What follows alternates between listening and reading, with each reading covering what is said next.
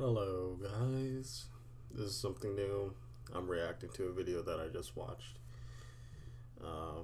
because I thought it was interesting, and I'm not supporting any of these arguments that this guy is making. In fact, I disagree with most of what he's doing. Most of his arguments. So, in order to preface,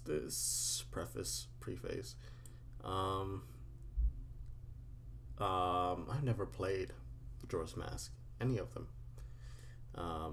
The only Zelda I've ever played was like Spirit Tracks and Breath of the Wild. So those are my only experiences. I can't really say anything more about that, but we're just going to dive into his argument right now, and we'll just watch it. And this is going to be a long video because this video, as you can see, is 24 minutes, and I am talking in between it. Majora's Mask 3D was one of the most requested remakes in gaming history, with fans petitioning Nintendo for years until the game's release. But among that anticipation, there was also some concern that the modern, hand-holding Nintendo wouldn't remake the game without lowering the difficulty or watering down its character. Okay, so the first thing is that I'm going to talk about arguments, right? I don't like to put my opinion out first. I like the Rogerian argument, to state the facts, to state the truth, and then give your opinion, because then anyone who's watching isn't immediately drawn away, triggered, offended by any of the things that you've said, so that you can retain their attention and then finally have their attention enough to speak some stuff, but to say what you really want at the end.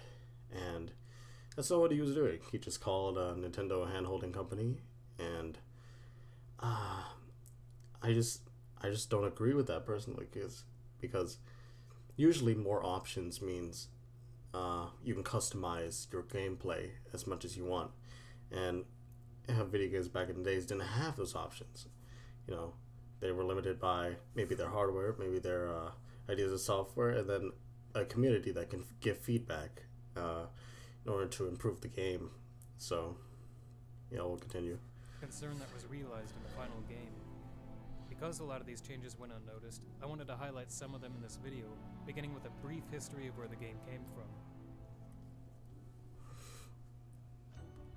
Being the first polygonal game in the series, Ocarina of Time had a long, arduous development, and when it was done, the last thing Nintendo wanted to do was start over and throw all that work in the trash. And so they began discussing ways of reusing Ocarina of Time's content. Shigeru Miyamoto wanted to rearrange the dungeons to provide a twist to returning players. Eiji Aonuma thought that the original dungeons were already as good as they could be, that they may as well just make a new game instead.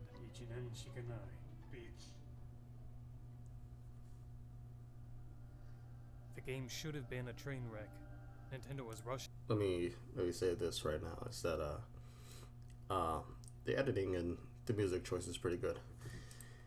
Shamelessly reusing assets and using experimental mechanics to pad out a limited amount of content. But instead, Nintendo tapped into a bizarre, creative place. And without the time to question the ideas that were flowing out of it, the developers let the game take the shape that it wanted to. The result is a game where you watch cartoon characters struggle with the reality that they're going to die, where Eiji Aonuma's nightmares found their way into the game by pure coincidence, where Tingle. Nintendo never would have made such a bizarre game under normal circumstances, and so it wouldn't be fair to say that Majora's Mask was great in spite of its rushed development. It was great specifically because of it. And I would say that I agree with that statement, even if he wasn't trying to make a statement. You tend to do the best under pressure, but also you can do the worst as you could ever be under pressure. So, in that case, they actually got the better end of the stick. I don't know how to rephrase that. But it's easy to understand how hard this experience must have been for Eiji Aonuma. In interviews, he revealed that he didn't want to do the remake, going as far to joke that he hoped that fans could forget it even happened. His attitude towards the original seems to be one of embarrassment rather than pride, which makes it risky to go back and try to improve it. Because when a creator doesn't understand what the appeal of their own work is, they're liable to make changes that undermine it. So, yeah, I get that, right? If you're not really passionate about something, how can you really focus on something that your position enforces you to make? If you're not really interested, you don't really care, you'll start, you won't really care for how the end product would be. Meddle with things that didn't need to be meddled with, or break the fourth wall with CGI dance sequences. Only a visionary can pull this kind of thing off, and I would argue that Majora's Mask 3D didn't exactly stick the landing. So let's take a look at some of the changes, and how they impacted the game.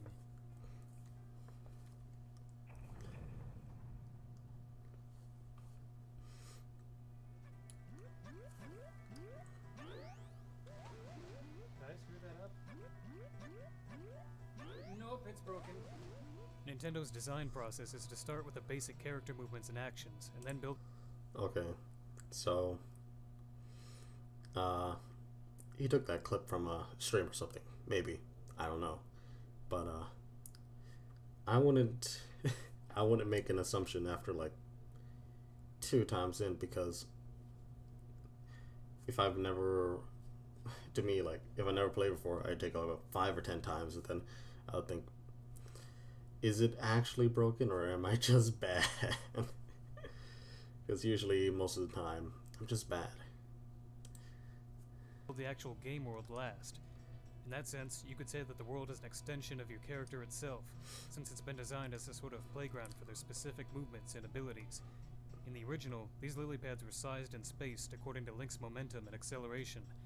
This is a problem in Majora's Mask 3D because it changes those traits, making Link's acceleration slower with a laggy startup. It's subtle, but it's enough to break Link's relationship with the environment. Pads that used to be simple to reach now require Link to run from the very farthest edge, forcing players to stop and reposition from pad to pad. If the player falls in the water while leaving this area, they'll be started on a ledge where they can't even reach the first pad or move backwards. The player will have to awkwardly run along the mouth of the cave in order to overcome the broken game design and escape. Okay, so think about dashing across a pad makes sense in like our real world, right? Like you can't get the most momentum without having a greater initial velocity. But I get what he's saying here. That spot really sucks, right? It doesn't allow you to gather that much momentum at the start without having to do some conversion in the direction opposite of what he wanted to move. So I get why he was. Spin hopping was also broken by this change. In the original, players could dramatically improve their speed by spinning onto the water, carrying all that momentum with them. It was one of those things that just felt good to pull off, and it gave players flexibility in terms of how they got around the swamp. In the remake, Link's momentum is halted as soon as he hits the water. To see the impact this has had on the Deku, let's have a race. First one to get... Okay. So, like I said at the start, I don't know how to play this game. I've never played it. But, it's like they gave the water more physical properties. But, yeah, that kind of sucks, in a way. But for those who haven't played the original game, they wouldn't know that this trick would be a thing, right? And to give it an option, I would just say it's using different mechanics intuitively once you've learned how each mechanic worked. Get eaten by the big octo wins.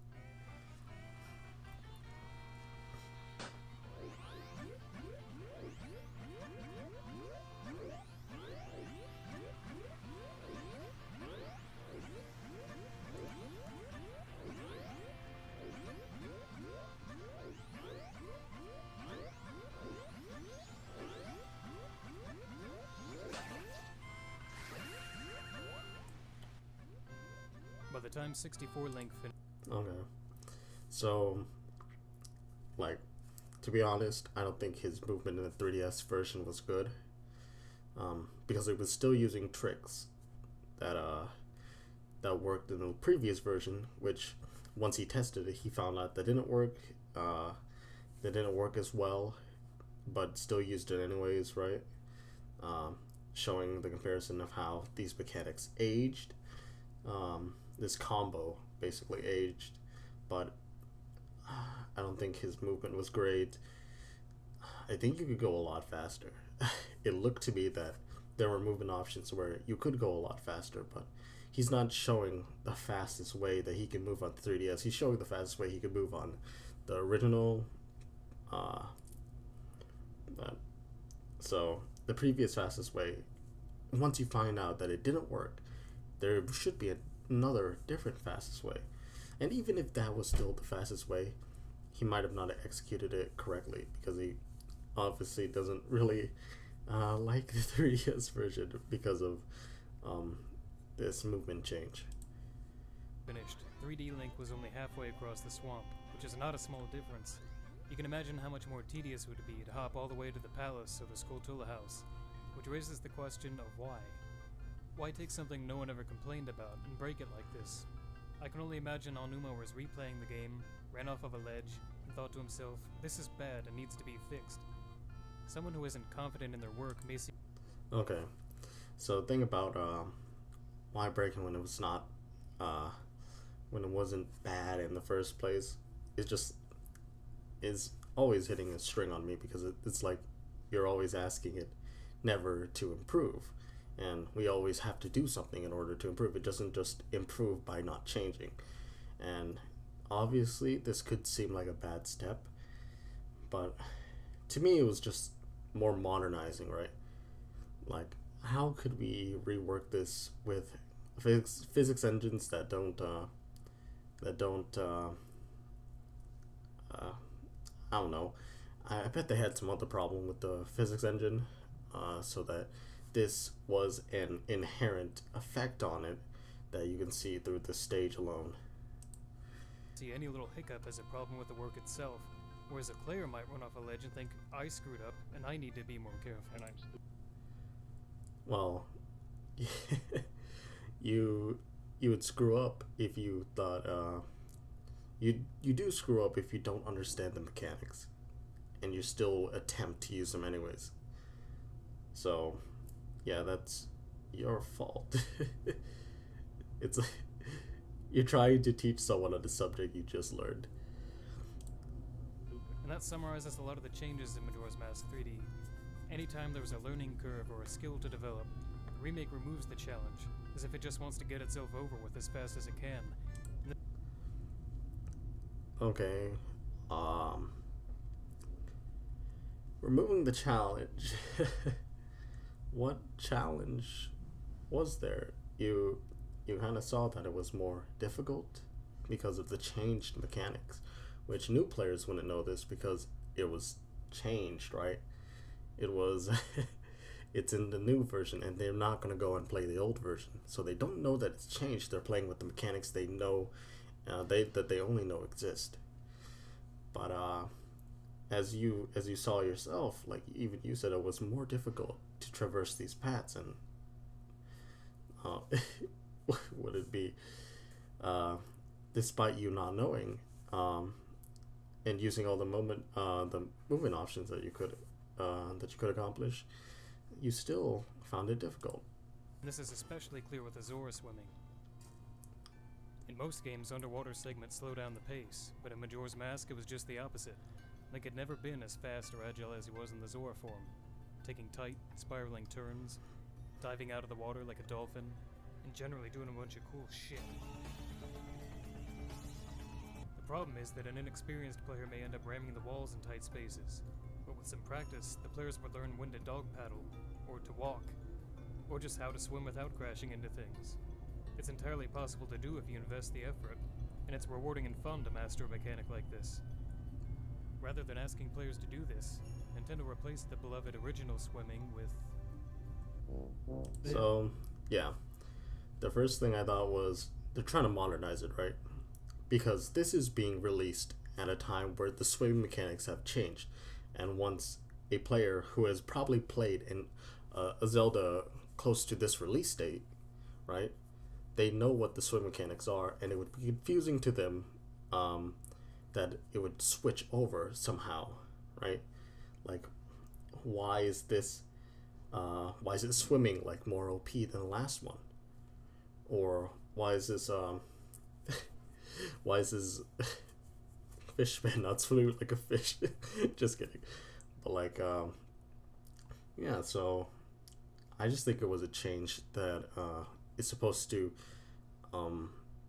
make more sense to people who are new to the series, because they're not gonna go and buy out their old one. They're gonna buy a new one that they know that it's a remake, so it's a remake of an old, and it's not a remaster. A remaster is different, but a remake, yeah, they're just trying to flatten the swimming style so that there's not like random hills or bumps that they have to encounter while they're doing this. Yes. While they're playing these games. Human swimming. It can't dolphin jump. Can't take spiraling turns. Can't do any cool shit. The bay was designed around Zora swimming, to the point where certain platforms could only be reached by dolphin jumping in the Japanese version. Without that swimming, it becomes clear how empty and boring the bay really is. It wasn't the environment itself, but the action that took place here that made it memorable and fun. And now that action is gone. Or at least heavily restricted. Majora's Mask 3D allows using the Zora swimming at the cost of magic, which drains so quickly that players can no longer use it to travel without running out in a matter of seconds. So, this is obviously like a way for them to stop having something so OP be used freely forever, right? Like, that's kind of swimming. Like, you just go and traverse the water like it's nothing. Like, the water isn't an obstacle at all, right? But in the I think it was a better change to have a stamina meter. But just like some durability in Breath of the Wild, they might have made the stamina meter a lot shorter than it should be, which means that they should have given more leeway on how the stamina dropped. Which, this is not stamina, it's magic, but it basically works the same way. And plus, it gives context to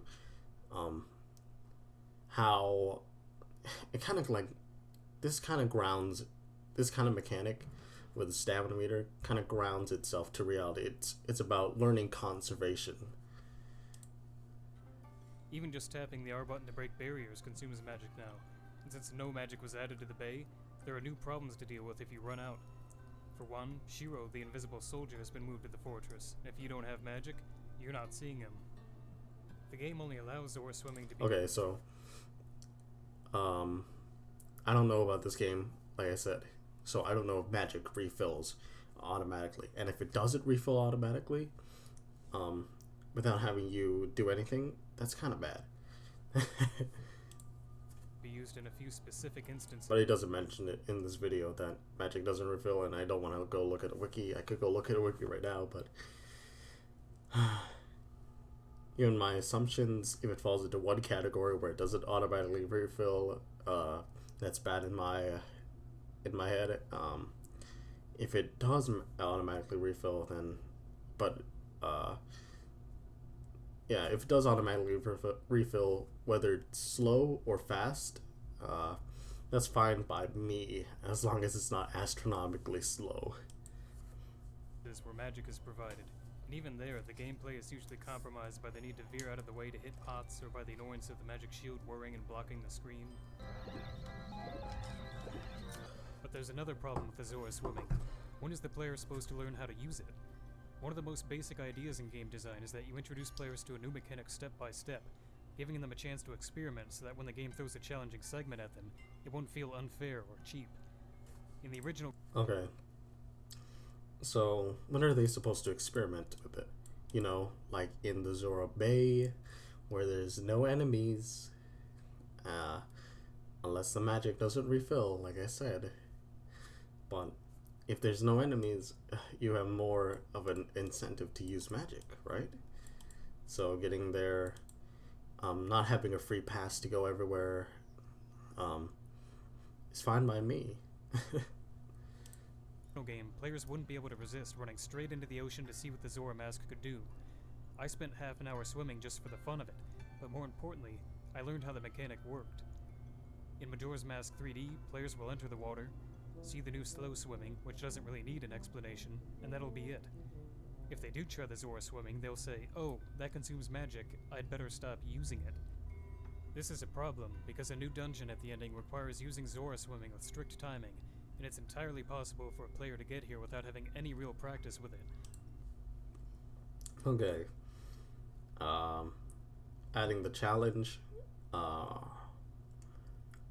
do you mean with strict timing? Does he mean only 3DS version? This is a problem, because a new dungeon at the ending requires using Zora swimming with strict timing, and it's entirely possible. Okay. So, strict timing, Zora swimming, you're not learning that in the bay. Yeah. But you're learning how it moves, how it functions, if you feel like testing out new mechanics all the time, right? Like, I feel like every player should, because it's fun, right?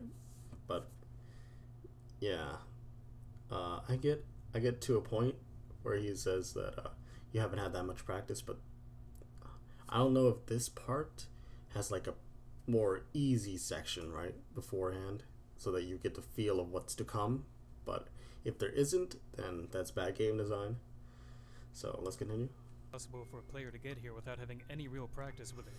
Is it fair to ask players to master a mechanic you've forbidden them from using the entire game? Okay, strong language, right? You've forbidden them from using the entire game. No, it's incentivized to conserve magic. You haven't forbidden them. You have restricted part of their usage behind a stamina meter. Which brings me to the next point. Which means players would learn more conservation and better use of their magic, and therefore this would like translate more to a lot of other games that have stamina meters and such, making them better as a gamer, but maybe not better at the game that they're playing if there was like bad game design. In Iwata Asks for Ocarina of Time 3D, the developers recalled how they broke the ability to burn webs in the Deku Tree a certain way. They made sure to correct the issue so that players could continue to play the way that they always remembered, and for some reason this kind of consideration was absent in Majora's Mask 3D. Take the swimming, for example. Why not tap the A button once to begin slow swimming? This would free the player's thumb up to move the camera, which would help considering that it's god-awful in the water temple. Yeah, camera angles suck. The swimming was designed for this place, by the way. When you want to stop, tap A again. To Zora swim, hold the A button down, just like the original. And there, just like that. Okay, so there's a thing about critiquing, right? You can write reviews, you can do anything, but if you don't offer a solution, like this guy's doing, he is offering a solution. I'm talking about, if you don't offer a solution, what's the point of the critique? You're not here to just point things out and then just say this is bad. But the developers want to know, how do we fix it then? How would you want to play it? So, yeah. But I don't think this control scheme would work for me. To me, it's just like if you hold down A, you're swimming, right? But if you double tap A, then you're instantly into Zora mode, and you don't have to hold down the A button for the rest of the time that you're swimming. Both speeds are freely available, and a bad change just turned into a good one. All Nintendo had to do was just not throw the original swimming in the trash. The save system is another example. The original was a barrier to some players, and it's great to see a new system that everyone can handle. But did they have to remove the original one? It's the definitive way to play. You start with a new cycle, and you can do whatever you feel like at that moment. If you're bored of the main game, you can do a side quest, or mini-games. Whatever you choose, you have to plan your day out at the start, and execute it as efficiently as you can. Every play session is like a speed run, requiring more exertion than other Zeldas, but the cycles are perfectly timed to end when the player starts feeling exhausted. Finally being able to rest and lock in all that... Okay. So I get his complaint about having an alternative to save, um, which is not just completely replacing the original save. Progress at once makes you feel like you've accomplished a huge amount, and that feeling of gratification simply doesn't come through in the remake. Now, I don't know when you have to save, right? Is there a specific time limit where you save, or are you only able to save during a different time of day with the ocarina like he showed, or like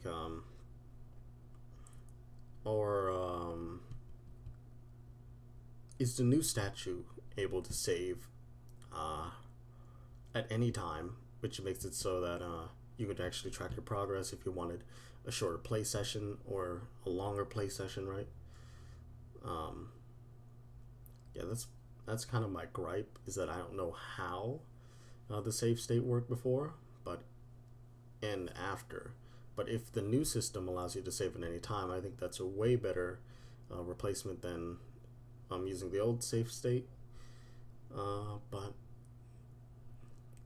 yeah, let's continue. Make when you can save every 5 minutes. So how about this?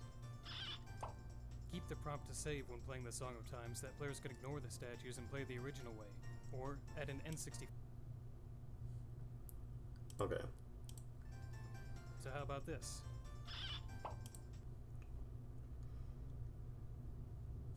Keep the prompt to save when playing the Song of Time so that players can ignore the statues and play the original. Okay, so for this point, I think I don't really know much about the save state system, so I won't really have much more of an opinion on it. But if you're able to save at any time, you should be able to return to the game that you play. You should be able to return to it because it's not the end of the day, right? Original way, or add an N64 or Hero Mode option at the start. Star Fox 64 3D did something like this, and that game was developed in just 1 year without using the original source. So Hero Mode, I don't think it's necessary for this type of thing. It's just having, I think the better option would just be having both options in the game. Code like this game did. Then you have Odalawa. In the original game, there was no clear pattern for defeating him. You could use every attack at your disposal to a good effect against him, and you needed that kind of flexibility because he would rapidly cycle through attacks against you. It was a dynamic, unpredictable fight with only one clear rule. First gotta die, losers! But in Majora's Mask 3D, your attacks are ignored, even when they cleanly land. The game has a new way to fight him, and it's going to force it on you whether you like it or not. Okay. I don't know if it really forces on him, because in the next scene, I'll tell you why. First, you burrow into a Deku Flower. Okay, here. You burrow into a Deku Flower.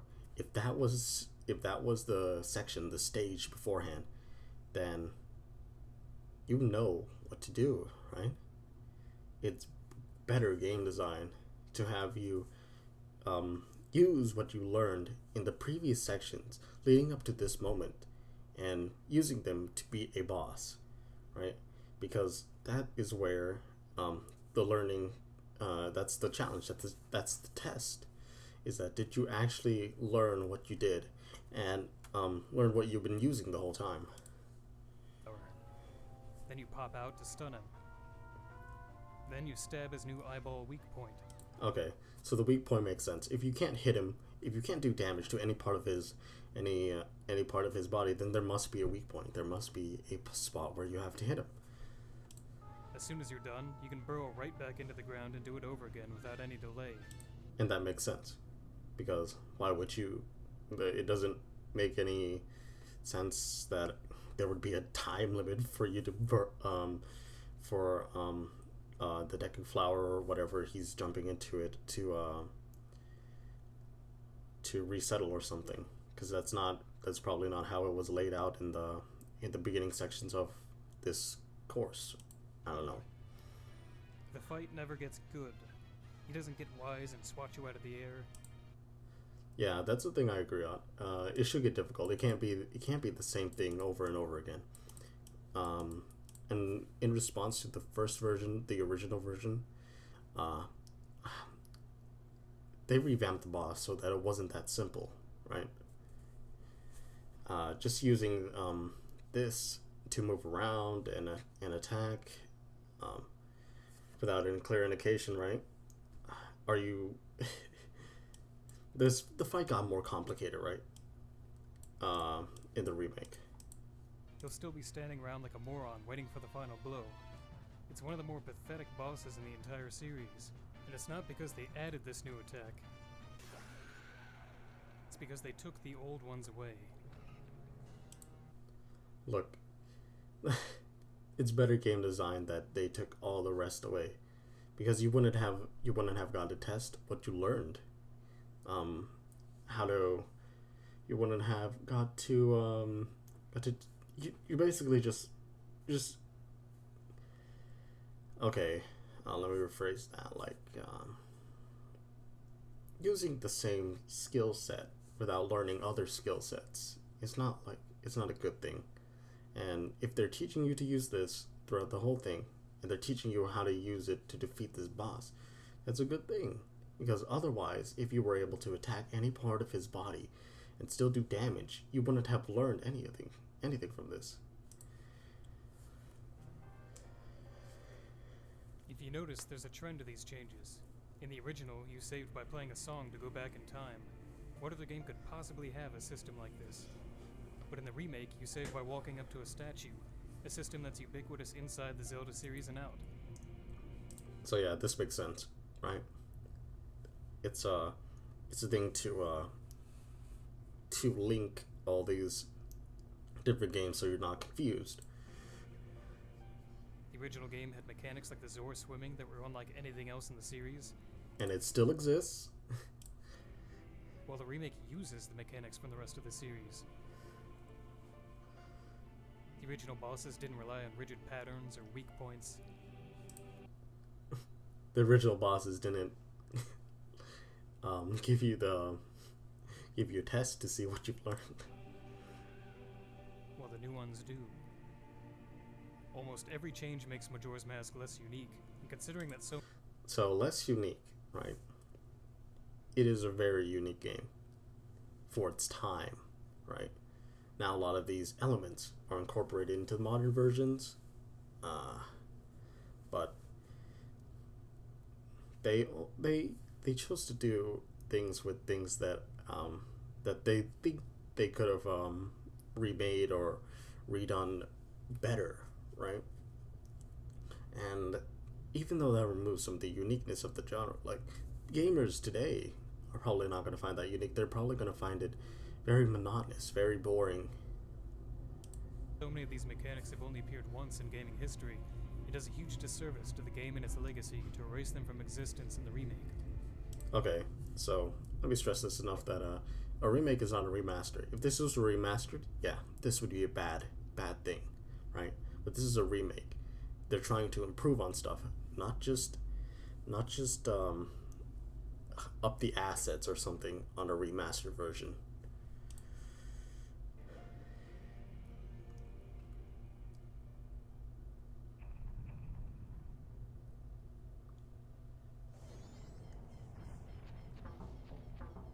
This is a big one.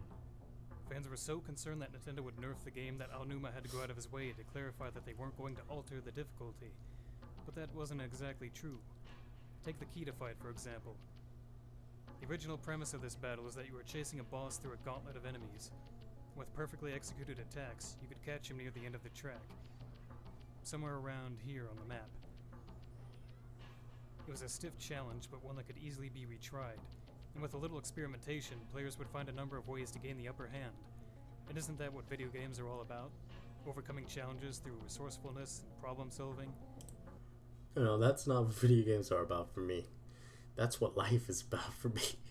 But video games are about having fun for me. I'll just keep saying for me, right?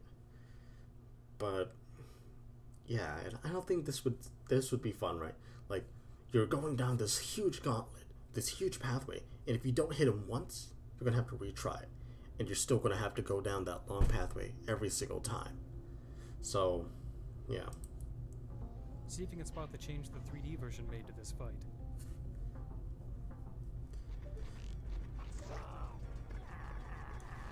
The key to now be caught before the very first gauntlet, right at the start of the track.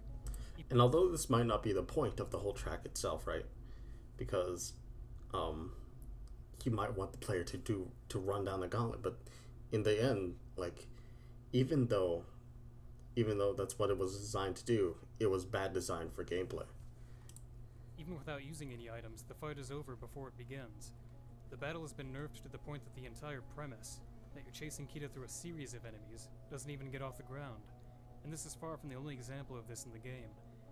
These platforms that used to move back and forth in the Deku Palace no longer do. Not until you've landed on them, which misses the point. It's not hard to jump out of a moving Okay, so yeah, I think they should have kept the movement, right? They definitely should have kept the movement. But considering what this looks like, right? The Deku Palace no longer It might be much more of a pain to get back to this, get back to this spot than that. So I can get why they cut it, but it probably still should have moved, maybe a little bit slower. Not until you've landed on them, which misses the point. It's not hard to jump out of a moving platform, it's hard to land on one. This sequence already would have been easier thanks to the new reticle. Okay, so think of it this way. You ever played Donkey Kong game? It's if you're in a moving barrel, it's actually really hard to get shot out, and it's even more difficult if you have to transfer to another moving barrel, right? So moving in and out of like a projectile can be difficult for both sides. Oh, that shows exactly where Link will land, as well as the fact that Link's bubbles fire farther and straighter than before. Isn't that enough? Removing the So the farther and straighter is better, definitely better, because if you've ever played Super Mario 64 and you use the cannons, that is freaking those are freaking bad. Even the DS version, like, you have to calculate the angle beforehand, and if you fail, you're gonna have to remember that angle that you calculated. No, like, you know what you're aiming for, so they should at least give you give you a direction of where to point you to, so that you're not like forever lost in the game and have to actually look at a game guide. And I think that's like the hallmark of a bad game, is that bad game design is that you're gonna have to look up at a game guide to figure this stuff out. And there's a lot of stuff with new modern games where you're gonna have to, because they designed it that way, right? You're not gonna figure it out if you can't figure it out on your own. If you're not giving as many hints to figure it out on your own, then what? And what's the point? Without the internet, you wouldn't be able to see it at all. Without a book, a game guide on it, you wouldn't be able to see what you were supposed to do. I think that takes away from the learning experience. challenge of a segment like this also removes what made it interesting. At this point, why not just have a bridge connecting the platforms? Would it even matter? I think it would have mattered. Because that's not teaching you how to use these things. Then there are the bombers. Because those things could have been used in various different ways, but it's teaching you that you can traverse any kind of gap with it. In the original, they stayed put until you talked to them. But in the remake, they're far more aggressive. They now chase Link all around town, never stopping until you sat through their hints, to the point where you can't even view certain cutscenes without them wiggling right in your face. I mean, look at this shit. Okay, so this is another thing about, like, just the advice is just get it over with, right? It's gonna happen, right? You can't prevent it, so just get it over with. This is like this is my critique for people who say, "Oh, Windows is always updating." Just check Windows. If you knew anything like about how Windows updated, and you're gonna have to know that, because they update like every single month. So you just go and check the update schedule, and if there's an update queued, then just do it. And don't do it while you're doing something, right? Like, do it when you feel like you've got nothing to do, or you've got free time, or you're watching YouTube videos like me, like you're not doing that much, and you could use a restart. Can score a ton of rupees if you guess the daily numbers at the lottery shop. I never seem to be that lucky, though. Apparently, the swordman school gives out cool prizes to students who master the art of the blade. Some of them amount to go here, do this, and you'll get a heart piece. In the original game, players were expected to find these things by exploring, using the... So, hints are good, right? It is a pain to explore every part of a map because gamers today don't really have that free time unless they're not a student, unless they're not working, unless they're have medical conditions or something. But this was basically free time, and if you're not able to play the game for such a longer amount of time, they'll just tell you some helpful hints.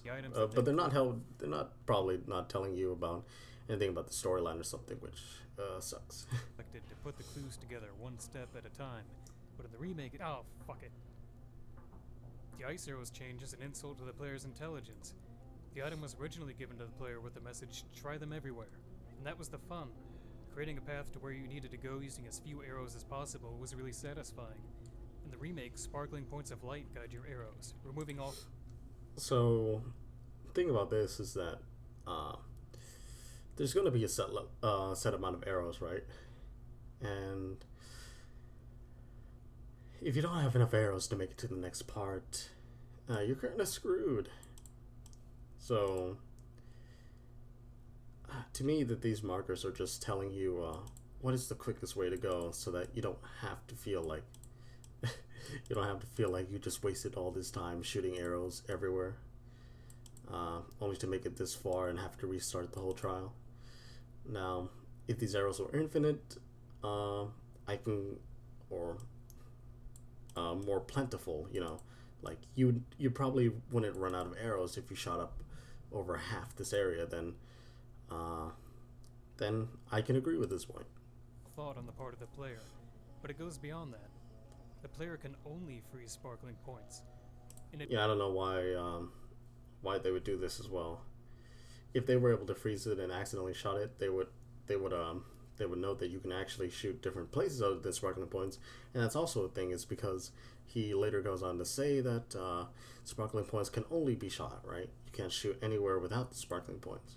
In addition to being dumb, this also gives away certain secrets. And yeah. So you should be able to shoot anywhere you want, but sparkling points just give you a indication, not like you have to shoot there. And also this is kind of dumb game design because you don't know what's actually there. If you're just looking at the water. For a stray fairy, finding it in the rafters, and making the path to the opening. But in the end, you're also not telling anyone that there's something up there, that there's anything that you have to do up there in the first place. So I get why people would be stuck in this section if they were never given any indication that there could be something up in the ceiling, right? Because all you're doing is stuff in the water. Again, it was a problem-solving process. In the remake, the sparkling lights will lead the player straight to it, even if they don't know what they're looking for yet. The change gets even weirder when you consider that the water in the boss room can be frozen, but doesn't sparkle, meaning that new players probably won't bother using the arrows here, which is a shame. Yeah, this is what I was talking about. They wouldn't know that you can freeze any type of water, and that the sparkling parts weren't an indicator, because the sparkling parts told you a different story. It told you that the indicators were necessary for you to freeze water. So that was bad game design. Actually be helpful in the fight. I get that the original game was too hard for some players, but Nintendo nuked the difficulty from orbit, ensuring that no one would be left behind, even if a lot of the game wouldn't be worth playing. Wait, let me hear that again. I get that the original game was too hard for some players, but Nintendo nuked the difficulty from orbit. Okay, so the difficulty, you can definitely say that part was hand-holdy and restricted a lot of the movement that the player can do. But any other part in this is basically just teaching you mechanics, giving you a test, and that makes things more difficult because you can't just use the knowledge you had beforehand. You have to use the technology that was given to you, so that you finally learn what you need to do. Obviously, not every change in the remake was bad. There were a lot of great ideas for improving the game, but some were implemented better than others. The new Bomber's Notebook keeps track of more information now, and even allows the player to set alarms, which is great. The problem is that it now pauses the game with a slow-moving menu. Okay, the thing about this is that slow-moving menus suck. It should be fast. You should be able to just press it, because if you're in the scene, it's just trying to tell you that this is where you can find that information, and you don't need anything more than that. You know that's in the event notebook, right? Anytime that you talk to any character with any. But it's better that they have this system too, but not how slow it is, right? So that you can keep track. It's exactly what players hated about Twilight Princess and Skyward Sword, beating them over the head every time. Yeah, this sucks. And they picked up an item. Just let me spam A through it, because I know what it already is. At the first moment that you get an item, you're able to go through the whole cutscene. But every point after, you should not be able to have the same cutscene play over and over again. In comparison, the original game just played a quick little jingle, enough to let you know you were on the right track, and then it got out of the way. The developers turned that rewarding moment into a tedious one. Yeah, if you make things tedious, players will decide that that's not worth it, right? Even though it might take a few couple seconds of your time, it's just not worth to just stand up and write notes. The boss of Great Bay has a new underwater phase added to the fight, which is a great idea, until you realize that it consists of awkwardly trying to trigger his attack while getting swarmed by pestering, magic-draining fish. These mines explode on contact, and are about as likely to blow up on you as they are dislodge. And when you actually find one he hasn't blown up while swimming by, he rarely seems to inhale when you actually want him to. It leads to a fight that drags on far longer than welcome in a game where you don't have the time to waste. Okay, so the thing about this is that not everything will be a tell, right? There could be different versions of the same tell, or there could be different variations of a different version, and you just have to know when it's the right time. You can't just be impatient and say, "Oh, he was actually ready to do that. Why the heck did he not do that?" But in the end, it's just you not reading the situation correctly, probably. Twin Mold is an even worse example of the same thing. The original fight was admittedly just a showcase for the Giant's Mask, but being able to just wail on the boss felt like a fun reward after such an intense game. Majora's Mask 3D has the brilliant idea of withholding the mask until halfway through the fight, leading to a battle where you engage one half of Twin Mold while avoiding the attacks of the other. It's intense, well-designed, and much more like what the final dungeon boss of I like what he's describing here. a Zelda game should be. Then you get the Giant's Mask, and it all goes to hell. Instead of just resuming the fight as it had originally gone, Link now becomes a lumbering pile of lead, with a hitbox about 2 centimeters in front of his face. Yeah, that sucks. The hitbox did not scale well. The object of the fight is to throw boulders at Twin Mold, then scrape across the desert like a glacier to perform a stiff wrestling move. So, if you're able to use a Giant's Mask later and be able to toss boulders, right? That just teaches you that you can use a Giant Mask to toss big obstructing boulders, right? So that's better than having just a regular brawl, a more simplified brawl. So yeah. Get the fucking thing, I'm pushing the button. Okay. So yeah, he wasn't in the right hitbox for it to work, but mostly that's just a thing about your positioning. You're not always gonna be able to get it, and it looked like he was even standing inside the head, which also which should give you an indication that you can't grab something when it's inside you, really, or grab the part where it was lodged in you, and when to what's it called, grab the part that it was lodged into you, right? So that kind of made no sense. But what I'm saying is that he was standing in the wrong position, and he complained that it wasn't working but he should have known that it was not going to work like that. And then he moved over to the right position, which worked. After using up all of the boulders, the fight is already far longer than the original, and the new phase has long since run its course. But the fight just keeps going, devolving into aimless punches as Twin World flies by. And if you happen to get scraped on the way, have fun flying way on your ass. The fight drags on for so long and with such poor feedback that I had to search online to see if I had been doing it wrong. And it turns out, I was far from the only one asking that question. Yeah, I don't know how long this fight actually is. He never gives an indication of it. He just says it's long. So, but if it goes under 5 minutes, that's okay. But usually bosses use the rule of threes, but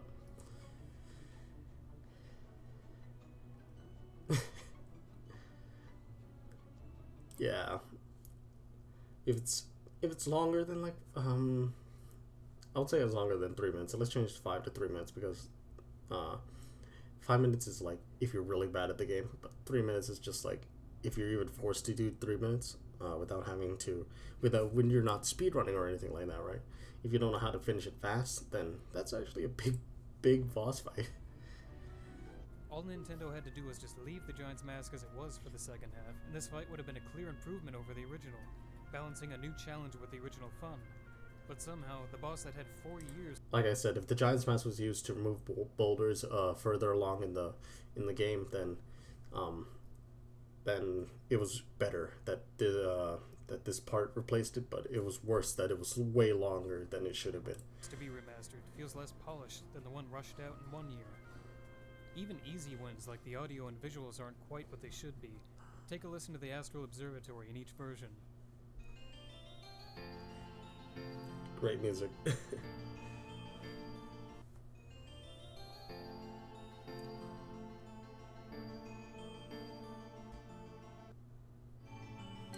Yeah, like, he's gonna show off these versions, and I appreciate both versions, right? Like, the first version sounds like the first version, the originals, always sounded like you're watching someone passionately play, right? But the second version is just like a concert, right? You're not doing it more passionately because you're afraid to make more mistakes than usual. It's like you just need to feel like it just feels a little bit more toned down. It's like a concert version. The soundtrack is often muffled and weak, and the modulating synth... So, I don't agree with that, because it doesn't sound weaker, it just sounds a little bit... I mean, weak is a term that you can use differently, but I'll just say it's a little bit quieter in some places. While the first version was more blaring. Serves as the heart of the game's soundtrack in particular is smeared in reverb.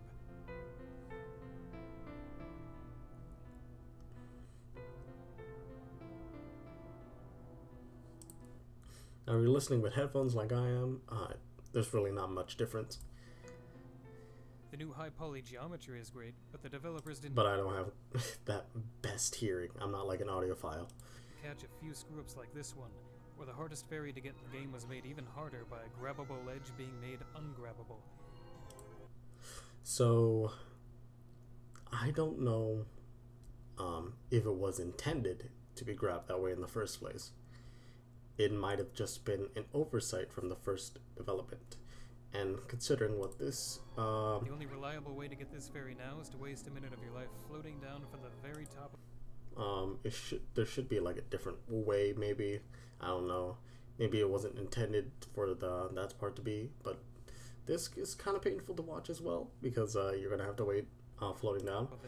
But I don't know what down means. It probably just means that you don't have these feathers anymore, and then flowers, and then you just fall. But I feel like there should be something else here that he's not talking about, but I'll take him for his word that that you can't do that this is the only way that you can get it again. It would be foolish to say that the game is anything other than gorgeous on the 3DS, but maybe a little too gorgeous. The stock pot end used to have warped floors, peeling wallpaper, a roach-infested kitchen, and what looks like spatters of... it's shit all over the bathroom walls. The remake sanitizes these details and makes Clockdown just a little too neat and fancy. Okay, so as you saw right there, there was a bug that scatter cluster floor, neat and fancy. I'm just thinking that they did have graphical limitations at the time, and what they wanted to show. Wait a second.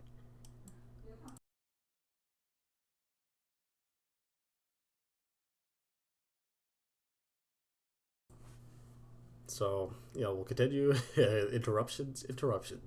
Yes. So it definitely looks so much better, and it might not be like that. It used to look way dustier, way worse. Is because it looked way worse. The color palettes weren't as good, and they had just to make better assets for everything. The game also has the same overbrightening problem that Ocarina of Time 3D did, losing the kind of darkness that would envelope the player to a really great effect.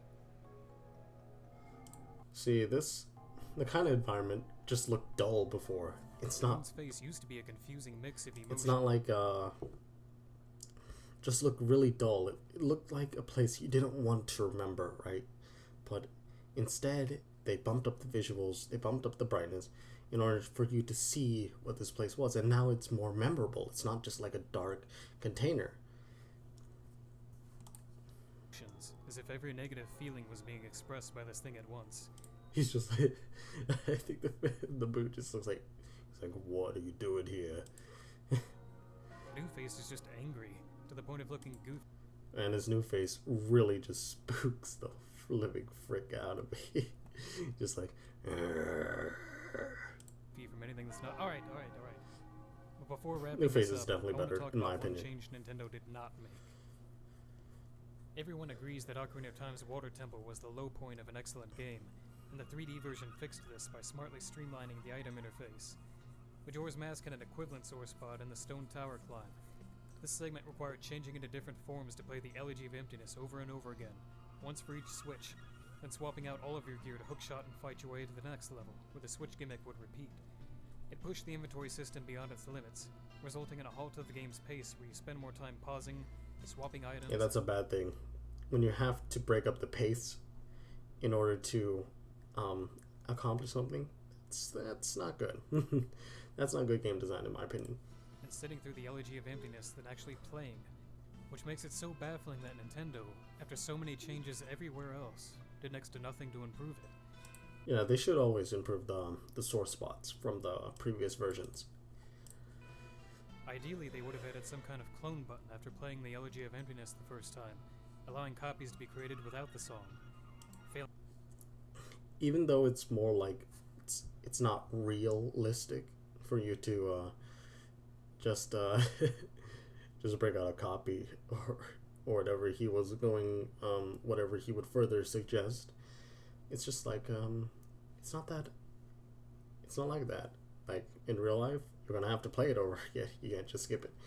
But this is a game. We're talking about game design, and yeah, it's bad. Failing that, they could have done what Wind Waker HD did years before and cut the encore performances out after the first play. Yeah. So this is a good thing that they could have implemented.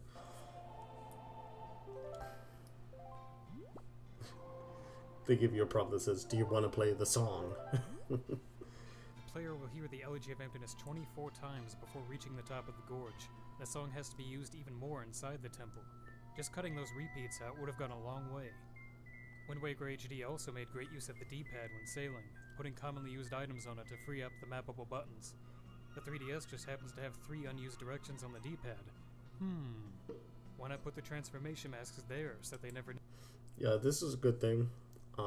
He's suggesting, especially if these are really unmapped, like he says.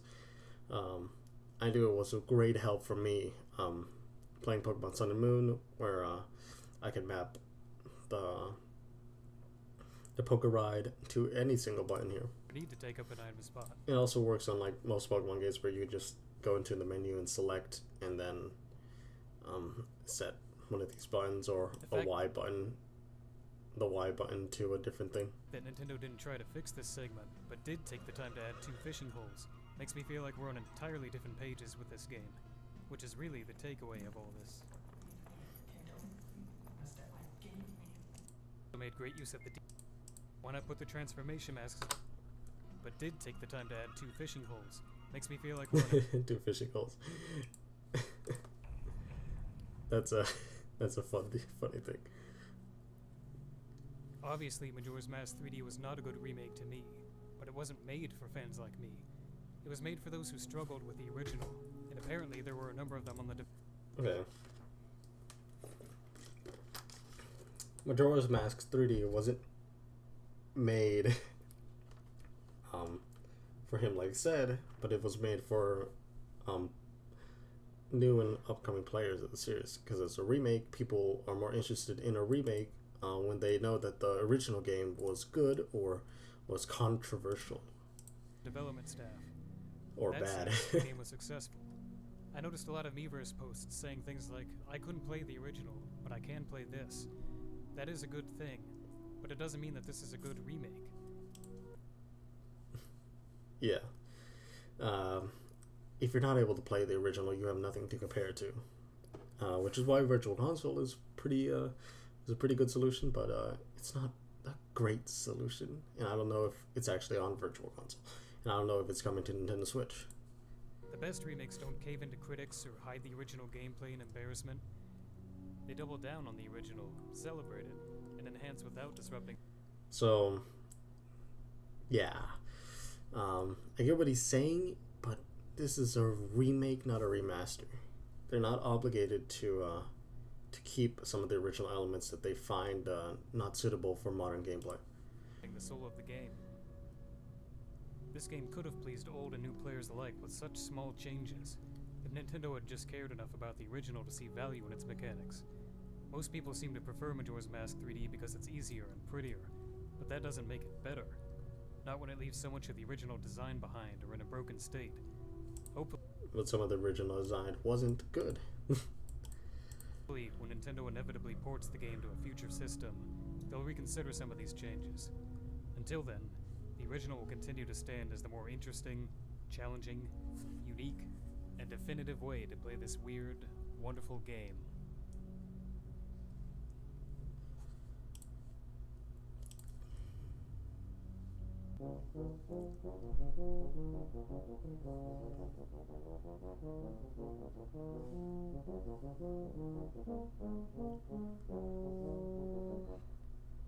Okay, so yeah, we see that. Obviously, if you watch the whole thing, I didn't agree with most of what he said, and I just felt like he didn't understand a lot of the design changes that was made, and that allowed him to critique it without understanding, which is always some of the things. At least you try to understand, right? You just say something is flat out right bad and don't say why without yeah. You make a claim, don't back it up. It's a bad claim, right? Even if the claim is true, it's bad because it doesn't have any evidence behind it, right? So I would say that a lot of the changes here that he said were minor nitpicks, and because he didn't understand why they would be changed, and a lot of it has to go around with his philosophy that you can probably tell throughout the whole video. There's that like why change something if the original was good? And my answer to that is, if you can make it better, improve it. So yeah, that's gonna be the video. It's so long, but gonna have to stop it here, so bye bye. Also, I hope that the audio doesn't desync because of this, but yeah, bye bye.